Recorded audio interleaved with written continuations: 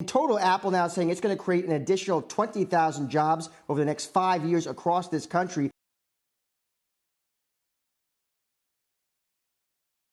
Josh, how do we get to $430 billion with this announcement?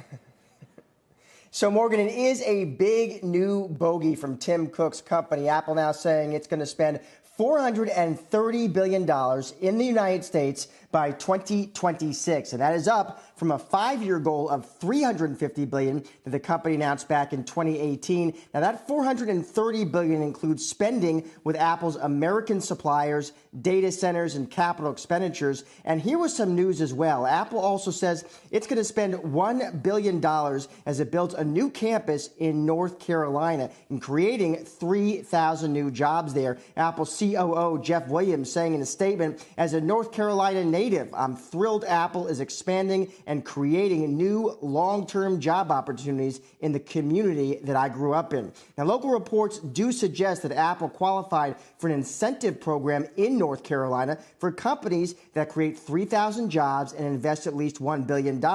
Under that program, Apple can receive grants from North Carolina totaling more than $29 million a year once they do hire those 3,000 people, or $800 million in total. You know, Apple can counter that its investments in North Carolina are expected, it says, to generate over $1.5 billion in economic benefits annually for the state. It's establishing a $100 million fund to support schools and community initiatives there, and contributing over $110 million in infrastructure spending. In total, Apple now saying it's going to create an additional 20,000 jobs over the next 5 years across this country, including many high-paying ones in cutting-edge industries, it says, like AI, 5G, and silicon engineering. Back to you all. Yeah. I'm still a little, riddle me confused. I still don't understand how this is a $430 billion investment, specifically how we get to that number.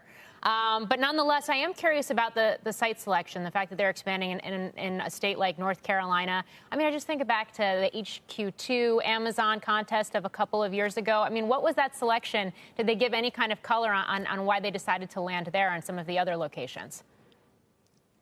Well, first of all, for the 430, Morgan, so you're going to be spending money, obviously, on thousands and thousands of American suppliers. It's data centers, it's CapEx. It's also tens of billions of dollars, they say, on next-gen silicon engineering and 5G innovation. As for North Carolina, there was, as I noted there, an incentive program that Apple, like every other tech company, every other company, is going to crunch the numbers and do what they think is in the best interest of their shareholders, and they're going to take advantage of that. I was actually talking to our colleague Robert Frank, and Robert obviously knows this space better than anybody. What's interesting about it is that a lot of states have talked about reducing those incentives, as Robert points out. But when you see news like this, it seems to indicate that those state incentives are very much alive, popular, and red hot as they compete for those tech jobs.